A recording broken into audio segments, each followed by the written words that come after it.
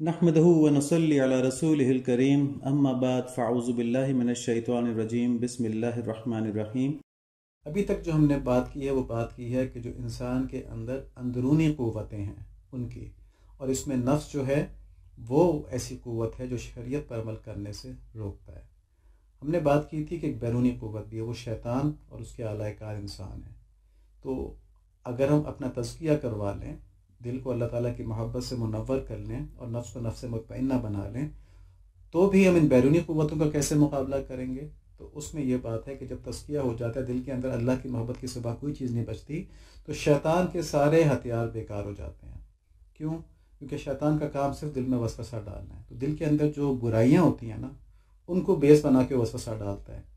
جیسے کسی کو یہ شوق ہے کہ اس کے پاس مال زیادہ ہو، وسوسہ ڈالے کہ یار تیرے جو والد صاحب ہیں نا، وہ دیکھو سارا خرچہ جو ہے وہ تم سے کرواتے ہیں، اور جائیداد کے لحاظ سے، بانٹنے کے لحاظ سے، اپنے لین دین کے لحاظ سے تمہارے چھوٹے بھائی پہ زیادہ توجہ رکھتے ہیں۔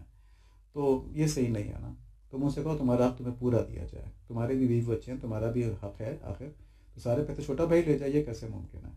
تو پھر ایسا شخص جا کے باپ سے گستاخی کرتا ہے، کہتا ہے جی مجھے میرا حق چاہیے، آپ نے کیسے کر دیا؟ تو ایک گناہ میں مبتلا ہو جاتا ہے۔ یہ صرف ایک مثال ہے چھوٹی سی۔ تو شیطان اس طرح سے حملہ کرتا ہے، اور اگر کسی کے دل میں دنیا کی مال کی محبت ہی نہیں ہے، شیطان اس کو وسوسہ ڈالے گا کہ یار تیرے پیسے تیرے والد نے سارے تیرے چھوٹے بھائی کو دے دیا ہے۔ وہ کہے گا میرا کام تو اللہ تعالیٰ نے یہ کہا ہے کہ والدین کی خدمت کرنا، ان سے محبت کرنا، مجھے پیسے تھوڑی پال رہے ہیں، مجھے تو اللہ تعالیٰ پال رہے ہیں، جو میرے نصیب میں ہوگا اس سے مجھ سے کوئی روک نہیں پائے گا۔ وہ والد صاحب کے ذریعے نہیں آئے گا، کہیں اور سے آ جائے گا، لیکن میرے والد صاحب اس طرح مجھ سے خوش ہیں نا کہ میں ان کی خدمت کر رہا ہوں، تو میں اس خدمت کے پیسے کیوں لوں اپنے والد صاحب سے؟ میں اللہ تعالیٰ کو کیوں ناراضی کر لوں؟ شیطان اپنا منہ لے کے رہ جائے گا اس کے بعد نا۔ تو یہ طریقہ ہے شیطان کو قابو کرنے کا۔ ہاں، جو شیطان کے اعلی کار ہے نا، انسان کافر، ہر کافر نہیں، کچھ کافر بے ضرر بھی ہوتے ہیں، صرف اپنے کفر سے تعلق رکھتے ہیں، لیکن کچھ کفار کو شیطان نے اس کام پہ لگایا ہوتا ہے، طاقتور کفار کو، کہ مسلمانوں کو بھی اسلام کے اوپر چلنے سے روکیں۔ تو اسلامی ممالک کے اوپر جس طرح آج کل دباؤ ڈالا جاتا ہے کہ بھئی آپ یہ بلاسفمی کا لاء ختم کریں، آپ یہ کریں، آپ وہ کریں، مطلب یہ ایک پردہ کیوں کرتی ہے عورت نا، عورت کو اپنے بہت دبا کے رکھا ہوا ہے، اس طرح کی اور بہت سی باتیں ہیں۔ تو وہ ہمارا انٹرنل میٹر ہے۔ اب جیسے کفار حجاب کے اوپر پابندی لگا دیں، تو یہ کون سی ہیومن رائٹس ہیں؟ حجاب کے اوپر پابندی لگا دی جائے، ٹھیک ہے، ہمارے لبرل طبقہ اس پہ بہت سی جسٹیفیکیشنز لے آئے گا، لیکن اگر سکھ داڑھی رکھ سکتا ہے، اگر ہندو عورت بندیا لگا سکتی ہے، مانگ میں سندور بھر سکتی ہے، تو مسلمان عورت اسکارف کیوں نہیں لے سکتی؟ ٹھیک ہے، تو یہ وہ طریقہ ہے، کفار اپنی قوت سے، اپنے جبر سے مسلمانوں کو روکتے ہیں اسلام پر چلنے سے۔ تو اس کا کیا تعلق ہے تزکیہ سے؟ تزکیہ اس کو کیسے دور کرتا ہے؟ اس کا مقابلہ کرنے کی قوت تزکیہ اس طرح دیتا ہے کہ جب انسان کا دل اللہ تعالیٰ کی محبت سے بھر جائے تو پھر دنیا کے کسی بھی نقصان کو برداشت کرنے کے لیے تیار ہو جاتا ہے، لیکن شریعت کے لحاظ سے ایک قدم پیچھے ہٹنا نہیں چاہتا۔ تو اس لیے ہم نے یورپ میں بہت سی مثالیں دیکھیں جہاں پہ عورتوں نے اپنے اوپر حملے برداشت کر لیے لیکن حجاب نہیں چھوڑا۔ یہ مثال ہے، شاید بہت سے لوگ اس کو مائنڈ کر جائیں کہ کیسی مثال ہے عجیب سی، لیکن یہ مثال بڑی ویلڈ ہے کہ یہاں اسلامی ملک کے اندر ہم خواتین کو حجاب کرنے کا کہتے ہوئے بھی ڈرتے ہیں کہ کہیں وہ مائنڈ نہ کر جائیں کہ یہ کیا ملا آ گیا ہے، ٹھیک ہے نا، مجھے کہہ رہا پردہ کرو، تو دل میں بس پردہ ہوتا ہے اور کچھ نہیں۔ اور کہاں پہ اس یورپین ماحول کے اندر، کفر کے نظام کے اندر، وہ خواتین بھی ہیں جو اپنے پردے کی خاطر جان دینے کو تیار ہیں، ٹھیک ہے۔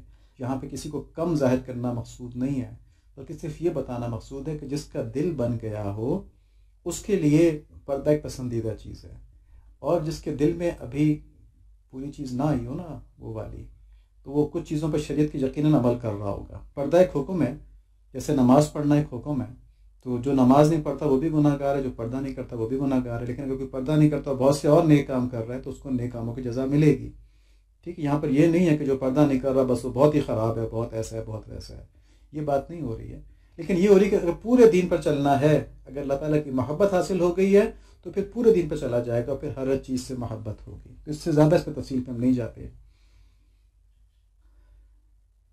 تو یہاں سے ہم کو یہ معلوم ہو گیا کہ مسلمانوں کو شریعت پر چلنے سے روکنے والی ایکسٹرنل اور انٹرنل فورسز دونوں کا علاج تزکیہ قلب، نفس اور عقل سے ہو جاتا ہے۔ تو اب تک کی باتوں کی تفصیل کیا ہے کہ اگر ہم نے شریعت کے اوپر چلنا نہ صرف آسان بنانا ہے بلکہ پسندیدہ بنانا ہے تو ہمیں اپنے عقل کی، اپنے قلب کی، اپنے نفس کی تربیت کروانی ہوگی، اس کا تزکیہ کرنا ہوگا۔ اور دیکھیں انسان شریعت پر عمل کب کرتا ہے، اس کے لیے کیا چیز ہوتی ہے تو وہ عمل کرتا ہے؟ سب سے پہلے دین کا علم اس کے پاس ہو۔ نمبر 2، روح کا اللہ تعالیٰ کی محبت کا یاد رکھنا، یہ ضروری ہے، وہ بھول نہ گئی روح اللہ تعالیٰ کی محبت کو۔ نمبر 3، کہ قلب کا دنیا کی محبت سے پاک ہونا ضروری ہے، قلب کے اندر دنیا کی محبت نہ ہو بلکہ اللہ تعالیٰ کی محبت ہو جو روح کی طرف سے آتی ہے۔ نمبر 4، نفس کا اپنی خواہشات کو کنٹرول کرنا ضروری ہے، نفس کو یہ بات معلوم ہو کہ ٹھیک ہے میرا دل چاہتا ہے، یہ نفس کا دل چاہتا ہے، ٹھیک، اس کا بھی چھوٹا سا دل ہوتا ہے نا، تو نفس کا دل چاہتا ہے کہ یہ گناہ کیا جائے، وہ گناہ کیا جائے، یہ کام کیا جائے، وہ کام کیا جائے، لیکن ان گناہوں سے آخرت میں مجھے نقصان ہو جائے گا، اور وہ دوزخ ہے جو مجھے جلائے گی، ٹھیک، اس میں جسم جلے گا نا دوزخ کے اندر۔ تو اس سے بہتر یہ نہیں کہ جو مزے میں یہاں چاہ رہا ہوں مزے میں جنت کے اندر لے لوں، تو نفس اپنی خواہشات کو کنٹرول کر لیتا ہے۔ تو یہ 4 چیزیں چاہیے، یہ 4 چیزیں انسان کو نیک اعمال کے اوپر لے کے آتی ہیں، ایسے اعمال پر لے کے آتی ہیں جو آخرت کے لحاظ سے فائدہ مند ہوتے ہیں۔ اب دیکھیں ان میں سے صرف ایک کا تعلق عقل کے ساتھ ہے اور وہ ہے دین کا علم، باقی تینوں کا تعلق روح، قلب اور نفس کے ساتھ ہے۔ اور شریعت پر عمل تبھی ممکن ہوتا ہے جب یہ چاروں صلاحیتیں اللہ تعالیٰ کی محبت اور اطاعت کے جذبے سے بھری ہوئی ہوں، اور ان صلاحیتوں کو شریعت پر عمل کرنے کے قابل بنانا ان کا تزکیہ کرنا کہلاتا ہے۔ تزکیہ کا لفظ اچھی طرح ہم نے کئی دفعہ ریپیٹ کیا ہے کہ بڑا امپورٹنٹ کام ہے جو نبی صلی اللہ علیہ وآلہ وسلم کے کاموں میں بتایا گیا ہے، اور اس لیے آپ صلی اللہ علیہ وآلہ وسلم کے کاموں کے اندر صرف تعلیم کا نہیں کہا گیا، بہت بڑے کام ہیں، قرآن کی تعلیم اور حکمت کی تعلیم، یہ سارے علم کو انکمپس کر لیتے ہیں۔ جتنا بھی دین کا علم ہے نا، یہ نبی صلی اللہ علیہ وآلہ وسلم کی تعلیمات میں آ جاتا ہے، علم آ جاتا ہے، لیکن اس علم پر عمل کس طرح کرنا ہے اس کے لیے ایک اور کام بتایا ہے، وہ تزکیہ بتایا ہے۔ تو تعلیم کی بات تو پچھلے لیکچرز میں کر چکے ہیں، ابھی تک ہم نے تزکیہ کی ضرورت پر بات کی ہے۔ تو ہم دیکھتے ہیں کہ جو چوتھا کام نبوت کا ہے وہ کس نوعیت کا ہے اور کیا ضرورت ہے اس کی۔ تو چوتھا کام کیا ہے اس آیت کے اندر ہے، یتلو علیہم آیاتہ ویزکیہم، کہ ایسے نبی ہیں جو ان کے اوپر قرآن شریف کی آیات پڑھتے ہیں اور ان کا تزکیہ کرتے ہیں ان لوگوں کا۔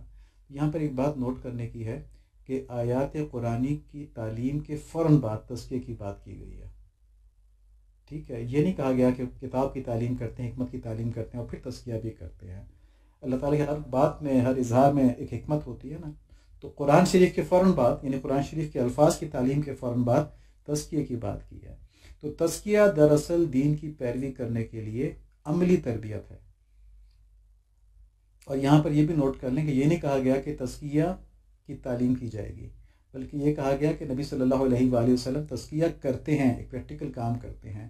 اس کا تعلق تعلیم سے نہیں ہے، اس کا تعلق ایک عملی تربیت سے ہے۔ جیسے کوئی سبجیکٹ ہوتا ہے نا، اس کی تھیوری ہوتی ہے اور ایک پریکٹیکل ہوتا ہے، تو تھیوری الگ کتابوں میں پڑھائی جاتی ہے، پریکٹیکل کے لیے الگ لیب ہوتی ہے۔ جو آدمی ان دونوں چیزوں میں پرفیکٹ ہو جائے وہ سبجیکٹ کا اسپیشلسٹ بن جاتا ہے۔ تو اب اس سے یہ ثابت ہوا کہ قرآن شریف کا اور سنت کا صرف کتابی علم جو ہے وہ عمل پر آنے کے لیے کافی نہیں ہے، کیونکہ انسان کا قلب جو آنکھوں کے سامنے دنیا موجود ہے نا، جو محسوس ہوتی ہے، اس کی لذتوں کا عاشق ہوتا ہے۔ اور اس لیے جب شریعت کے تقاضوں پر عمل کرتے ہوئے دین اور دنیا کا مقابلہ آ جائے تو جس کی تربیت نہ ہوئی ہو نا، وہ آنکھوں دیکھی چیز کی پرواہ زیادہ کرتا ہے اور علم کی پرواہ بعد میں کرتا ہے، تو وہ دین کو چھوڑ دیتا ہے، دنیا کو چن لیتا ہے، چاہے اس کو کتنا پکا علم حاصل ہو، اسے پتہ ہو کہ یار جو نماز چھوڑتا ہے نا تو سزا بڑی سخت ملتی ہے، لیکن وہ کہتا ہے کہ یار اس وقت تو فلم چل رہی ہے، ابھی تو پھر نماز بعد میں قضا کر لیں گے نا، یہ فلم ابھی نہیں چھوڑنی ہے، بڑا سسپینس ہے اس کے اندر۔ یہ ایک مثال ہے خالی، اور ضروری نہیں کہ ہر مثال ہر آدمی پہ فٹ ہو، ٹھیک ہے، بہت سے لوگوں کی مثال فٹ نہیں ہوگی لیکن کچھ پر ہوتی بھی ہے، یہ صرف اظہار کے لیے ہے۔ تو جب تک تزکیہ نہ ہوا ہو نفس کا، قلب کا اور عقل کا، جب تک عمل ممکن نہیں ہوتا، نفس و شیطان جیت جاتے ہیں۔